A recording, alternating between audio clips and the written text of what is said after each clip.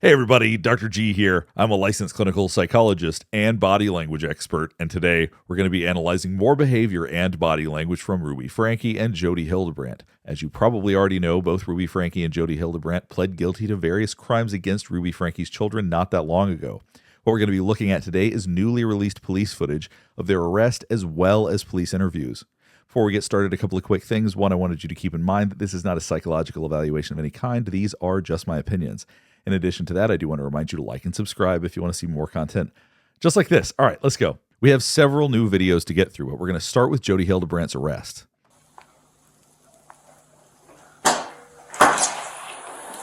Jodi, can you just step out? I have my turn. That's great. Step out of the house. No, I'm not going to step out of the Step house. out of the house. Step out of the house. So you see her with her hands up right here. Watch this right here. I have my turn. That's great. Step out of the house. No, I'm not going to step out of the Step house. out of the house. So Jodi putting her hands up like this shows that she believes that she has more control in this situation than she does. It's basically signaling, I'm not going to do anything, but you can't come in. At the same time, probably because she doesn't realize the power dynamics here, she has no control over that. Step out of the house. Whoa, whoa, whoa, whoa, whoa. We're just going to see Whoa, if whoa, anybody else. whoa. Is there anybody else home? Wait a minute, how do you come to my house? So originally you're seeing, not surprisingly, anger. Watch the brow right here. Whoa, whoa, whoa, whoa, whoa. We're just going to see if Whoa, anybody whoa, else. whoa. Is there anybody else home? Wait a minute, how do you come to my It's hard to see, but basically you can see that her brows are angry, but that's going to shift very quickly. house? Right there. Look, they come into my house. Just have a seat right there. Do you have a search Have a warrant? seat right Now, once again, it's also difficult to see, but I want you to watch her brows. It went from anger to sadness very quickly because, as she said, do you have a search warrant? The logical part of her brain may be taking over a little bit, maybe helping her realize the situation that's going on here. They aren't doing anything they're not supposed to do. They have the ability to enter her house. They have the ability to arrest her now. So I think we're seeing anger turn to sadness very quickly. there. Do you have a search Have a warrant? seat right there. I'll explain everything after. I oftentimes talk about when people lack sadness, but if you look at the brow right here, you can see it's wrinkled in the middle. You can see the eyebrows sloping downward. Have a seat right there. Do you have a search warrant, sir? Control 12x11. Can you hold the air? We're searching the house. I can tell you what's in the house. Okay. Just have a seat right there for me. Do you have a search warrant? We'll explain. Watch her mouth right here. Okay. Just have a seat right there for me. So, pursing her lips, that's a way to calm ourselves down. It's also a way to remind ourselves not to say certain things. So oftentimes when people have something they want to hide, they do the lip hiding. They withdraw their lips. There's a variety of context matters a lot with that behavior. So that one is a nuanced one. That's one you've got to be careful with. But in this situation, that actually makes a lot of sense. For me. Do you have a search warrant? We'll explain it after this. You can't just come into my house without a search warrant. We'll explain everything after this, ma'am. Now you can see her with her mouth open right here. Now, she does have a tendency to breathe heavily, so maybe it's as simple as that. But we also do that when we're in shock. If you think about the facial expression of when something startles you, your eyes get wide, your mouth opens. So right now, shock is beginning to settle in a little bit as well.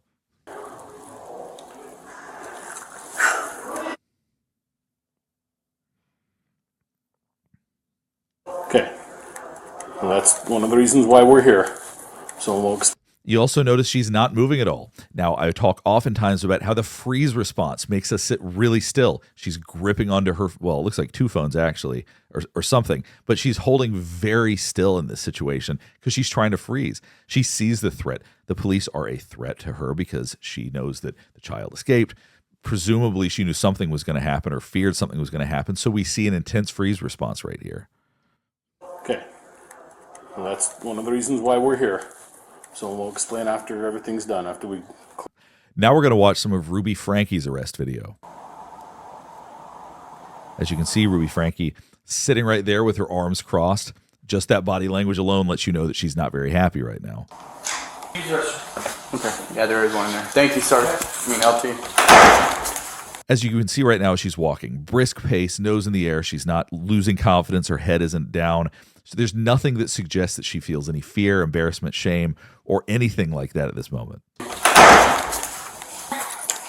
Okay, just place your hand behind your back for me. Perfect.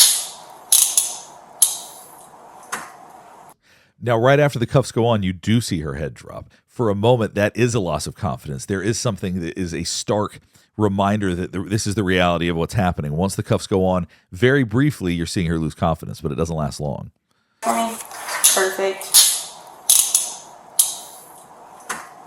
And then right now I can put a finger in each of these, okay? And look at her facial expression. Totally blank. And I'm just going to double up those so they don't tighten up on you on the way out there.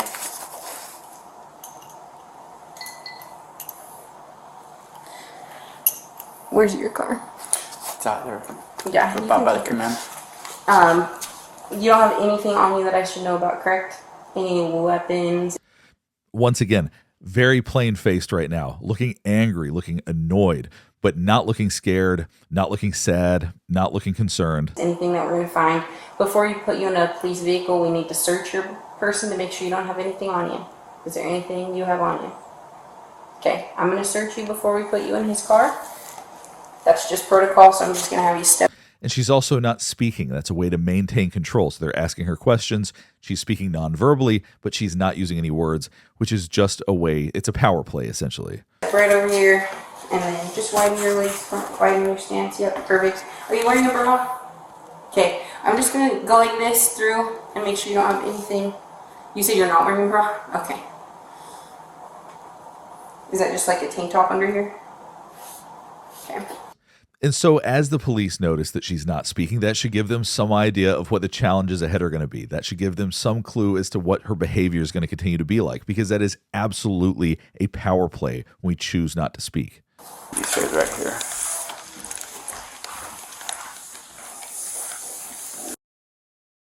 So at this point, she's been taken to the police station.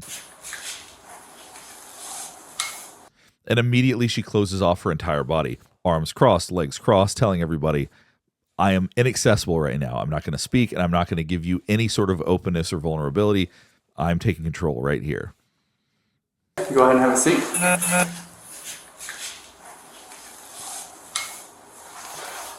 Light on. I'm gonna. It's yours if you want it. We'll say that. How's that? We also have snacks if you need anything to eat.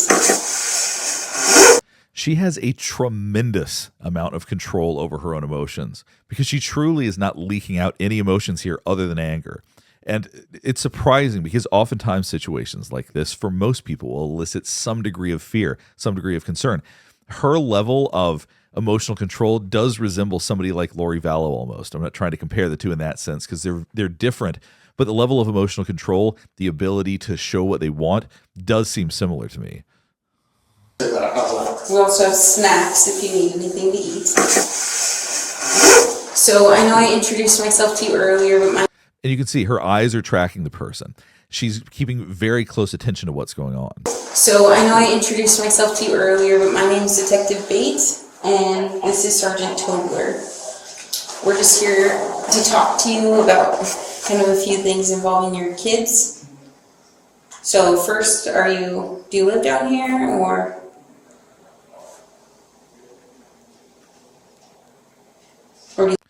So this kind of behavior would make most people anxious, trying to not say something. And maybe she feels some anxiety, but she is controlling it well. She's taking some deep breaths. Maybe she's managing it through the way she's breathing.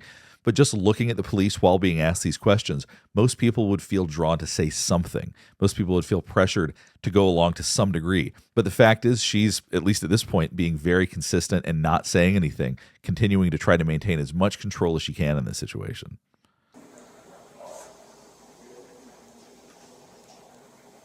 Or do you live up north?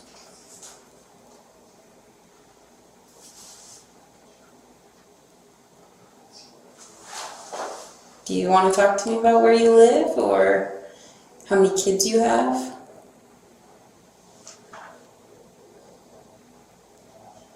So we just spoke with your husband. I don't know if her attorney told her not to say anything, but she's being very literal about that if that's the case. Rather than not saying anything of consequence, she's not saying anything at all, which is an unusual take. Some people do this, but it's an unusual approach. So we just spoke with your husband, and he said you guys have 6 kids. Are those all together? Are those all your kids? Now, one thing you may notice, she is starting to breathe faster. She is starting to breathe heavier. So there probably is a lot of adrenaline going right now, even though she appears to be fairly calm. Internally, I don't think that she is. I think she's very good at putting on a mask in that sense. It certainly seems that way. Just watch the way that she's breathing right now.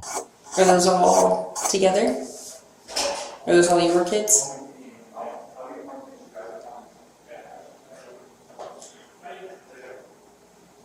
And the blinking. She is managing her stress through blinking as well. And the more she does this, the longer she does this, the easier it'll be for her to tolerate. That's one thing that happens when we do a behavior that makes us anxious. If we continue on with it, we eventually start to calm down more. I can wait all day, so it's up to you if you want to talk to us about what's going on.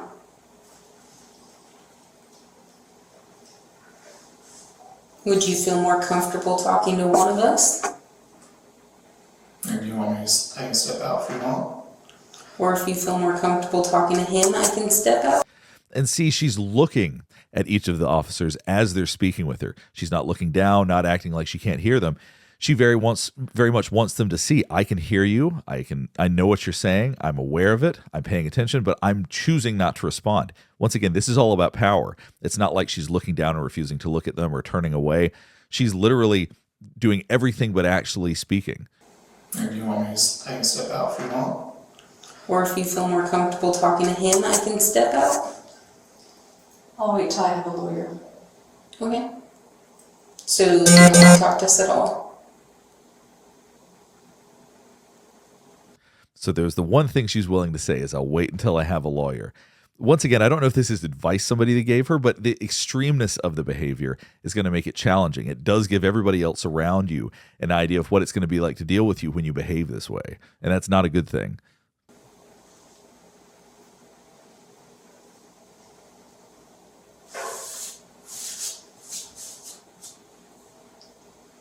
Do you want to answer that? Or you don't want to talk to us about anything? And for the officers involved with this, I would imagine that this was probably tremendously frustrating to be stonewalled this much. I've certainly done forensic evaluations where people started out a little bit like this, but as they develop a little bit of rapport, as they get more comfortable, they start to speak more. Now, obviously, she has her right to wait till there's an attorney, but to literally say nothing, it's not going to hurt her to say yeses or nos or yes, I'm Ruby Franke, or yes, I have 6 kids, or whatever questions they're asking her. So it's not like that puts her in any sort of legal jeopardy. So the idea that she's taking this approach, it is going to be extreme by pretty much anybody's standard.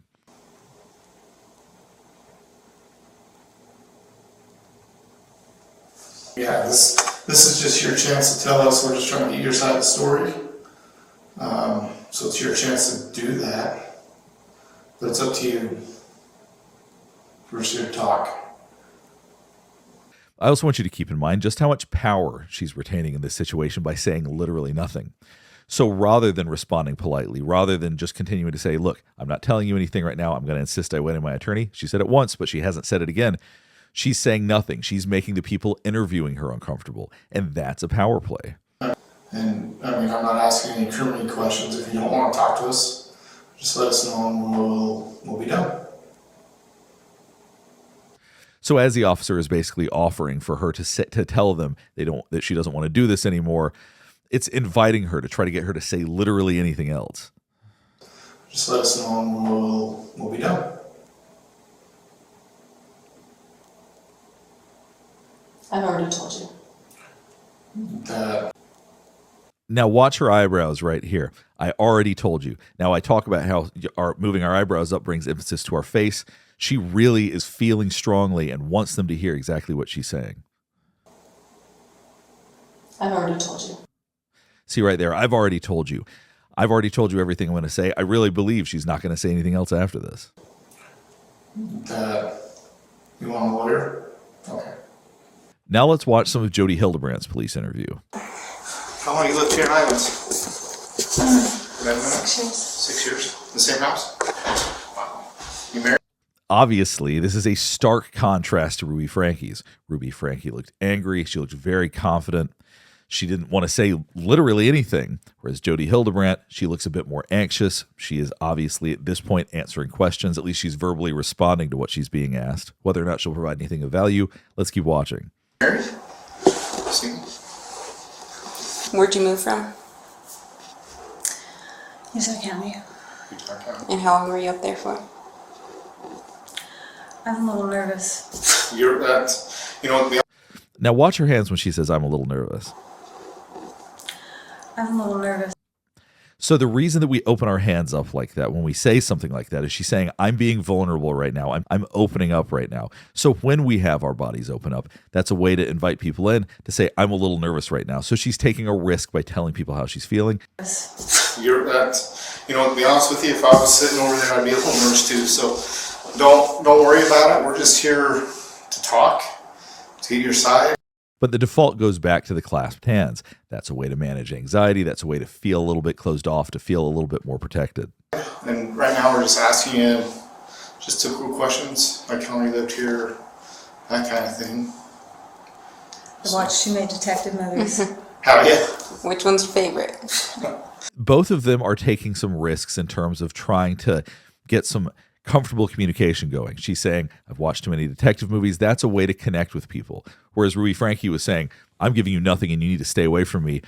Jodi Hildebrandt seems scared at this moment. She's acknowledged that she's anxious. Me too. You can't, honestly, I sit there and I'm married and I sit there and watch those with my wife and I say that.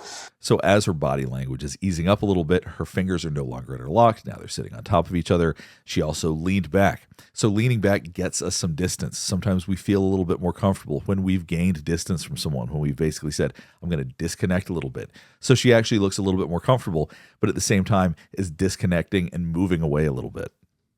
Honestly, I sit there and I'm married and I sit there and watch those with my wife and I say that, like, we don't. That's not how we do it. Hey, that's not right. So don't take, there's some good ones out there, don't get me wrong. But most of them are probably a little off base. We're not as mean. I won't get up and beat you up. We don't do that. We just want to get to know you. See, and there's the reactions. You can see the slight smiles. He's trying to make some jokes. She's trying to react. Now, involuntarily, we tend to smirk or smile or whatever it is, and that's not conscious. It just happens. Hers is voluntary. She's trying to react because she's uncomfortable in this situation and she's trying to show socially appropriate behavior. Such a different reaction than Ruby Franke. It's really wild to see them back to back. Out there, don't get me wrong. But most of them are probably a little off base. We're not as mean. I won't get up and beat you up. We don't do that. We just want to get to know you a little. So if you just kind of want to share a little about yourself and what brought you down here and... So I trust my attorney. He said, don't say anything. And I said, I have nothing to hide. And he's like, I know that, but just let me be there with you when we talk. So you guys seem nice people. Yeah. I'm not trying to hide anything. I'm trying to be difficult. This is really, if you... So, as I pointed out, when she opens her arms, she's trying to give the impression of being vulnerable. I do think earlier on when she said, I'm anxious, that it was involuntary. Their hands opened up a little bit. I think at this point... Now she's getting to say her piece. She's trying to make sure people understand. I'm not going to tell you anything, but it's not because I don't want to. It's because I shouldn't. And she's pled guilty to this stuff now. So we know that she actually did the things that she was accused of. And so as she's moving her hands open, as she's allowing herself to appear more open, that's her way to convince people I'm telling the truth. I'm trying to be easy to get along with. So you guys seem nice people. Yeah. And see, but the hands down, the slapping of the hands down a little bit, that's a bit aggressive. It's not just being open and talking with open arms. It's a combination of being a little bit more open, but also setting a boundary. So at the same time, it appears to be opening, but I think that it's more superficial. I don't think that she's genuinely being open at this point. I'm not trying to hide anything. I'm trying to be difficult. This is really, if you knew all the pieces, I think you'd have a lot of empathy for what's going on. That's really what we're looking for. And you're an adult. And now she's licking her lips. So she knows that they must know something about what's going on. So she's basically saying, I know that things are going to get found out. I'm going to have to defend myself. As she's thinking about that, mouth is probably drying up, having a nervous reaction to that, starting to lick her lips more. It's pretty much double recorded audio, video, and it's for the safety for you and for us because we don't want to flip your words. And this will all be pretty much right there to support you. So we're not going to use anything against you. Be so insistent then. He's an honest, good man, goes to church. I trust him. Why would he say that to me then? I don't know. See, watch her brow right here. Man, goes to church. I trust him. Why would he say that to me? So this is a look of concentration this is truly pushing back at the police at this point. It's slight irritation, a little bit annoyed, trying to say, you're trying to trick me. Why would he say this? I trust somebody, and you're telling me something different. So it's that facial expression shows some distrust. Just a good man, goes to church, I trust him. Why would he say that to me then? I don't know your attorney, to be honest. Well, I'm just saying he's a a good, good honest man. man. Yeah, I don't and I'm know. an honest person as well, so we get along great. And he just said, do not say anything. All right. Now she's pulling at the steepling. When we touch our fingers together like this is a way to say that we're an expert at something. It's a way to be the authority in the room, so to speak. So as she's talking about this, as she's debating concepts, basically, she's trying to express herself as an authority in what she's saying. I'm an honest person as well, so we get along great. And he just said, do not say anything. Maybe just as an attorney, they always say that. they always want to be with their client. I'm not sure, but like I said, at any time, if you don't want to answer a question, you don't have to. So the ball's really in your court on what you do want to answer and what you don't. So, Well, I think it. Not surprisingly, this oftentimes signifies extreme stress and concern. It's a way to calm ourselves down. There's lots of nerves in and around the neck, so when we do that, it makes us feel much calmer. It looks bad that I don't want to answer anything, but it's not because I'm trying to be difficult. So this is a way to maintain control, differently than Ruby Franke, but basically saying, I'm not going to answer anything, but I don't want it to look bad. And so she wants to have control over how it appears, but she's also basically saying, I'm not going to answer any questions that are of any sort of consequence or have anything material in them. I'm really hanging on what he told me to do. mm-hmm. Yeah, who's your attorney? Adam,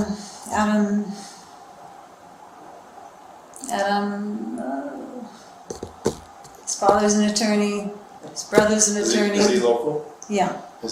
So the reason that she may be struggling to recall this right now maybe she just isn't good with names, or maybe she legitimately forgot his name, but when emotions overwhelm us, retrieving things can be very, very challenging. Retrieving thoughts, ideas.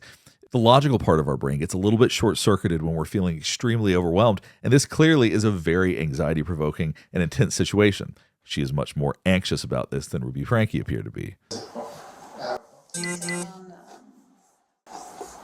The street where the town hall is. So now we're seeing the body close off more. Now, when people cross their arms, sometimes it's just for comfort, but if you look at her hand gripping her bicep, that really tells us that this is a stress response. She's closing off. She's trying to make herself feel comfortable, and she's trying to signal to the police that she's shutting down. They all have the same name. The whole reason we're sitting here today is there's a lot of questions we have that we just maybe misunderstandings that we just need to clarify. And I know, and I'd love to tell you if he were here, because I don't know. I always think it's significant when somebody looks at the camera because it reminds them that they are being recorded and what they're saying matters.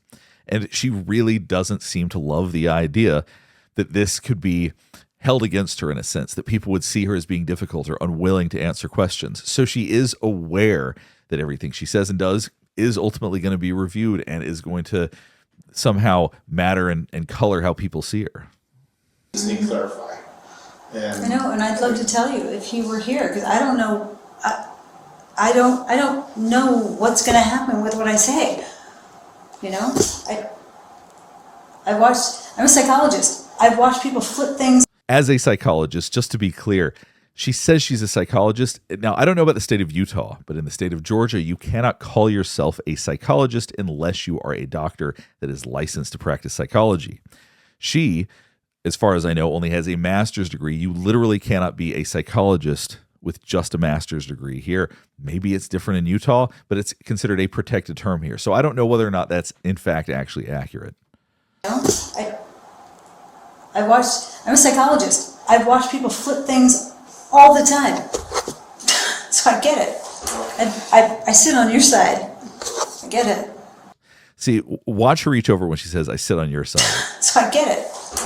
I sit on your She's trying everything she can do to separate herself from the idea that she is being labeled as a perpetrator, that she is somehow in this position. It's almost a denial of that, as I'm like you guys, I am not in this position. your side. I get it. I wish people didn't do that, but they do. Well, If you're not willing to answer any of the questions about yourself, would you be willing to answer any questions maybe about Ruby or Kevin that you could help us understand? We just honestly want to understand. There's that anxiety response again, and the sadness. You see her licking her lips very intensely, really trying her best to calm down, because maybe she's trying to formulate, how do I say that I don't want to answer questions about Ruby or anybody else right now? We just honestly want to understand what their dynamic is, what happened to the children, what caused their separation. Right. And after talking to Kevin, it sounds like you know a lot about their dynamic and their relationship. So if you could help us understand that at the least, that would be awesome. And that's nothing incriminating towards yourself because it's not pertaining to you. So if you could help us understand that. Jodi, we're going to do this. And you asked for your. And non-verbally, she's saying no. You can assume that when somebody's shaking their head in that context, she's telling you no, even if she didn't say it verbally. And I don't think that she's withholding that like Ruby Franke was. I think she just doesn't know how to respond because she really feels anxious about providing any type of information at all right now. Jodi, we're going to do this. And you asked for your attorney, and we'll leave it at that. We'd like to maybe talk to you later when you have your attorney here present. So we'll go ahead and stop here. I know additional footage has been released from this case. I'll be checking that out as well. But for now, we're going to go ahead and stop now that we've gotten a chance to see Jodi Hildebrandt as well as Ruby Franke during their initial arrest and initial police interview. Hopefully this was helpful for you to get a chance to see some of what their early body language was like and to compare it with some of what it was like while they pled guilty and during some of the later hearings. If you have any other questions or thoughts about this, or there's any specific videos related to this that you want me to analyze, please let me know in the comments below. Last thing before we get finished up is I do want to remind you to like and subscribe if you want to see more content just like this. All right, thanks for watching.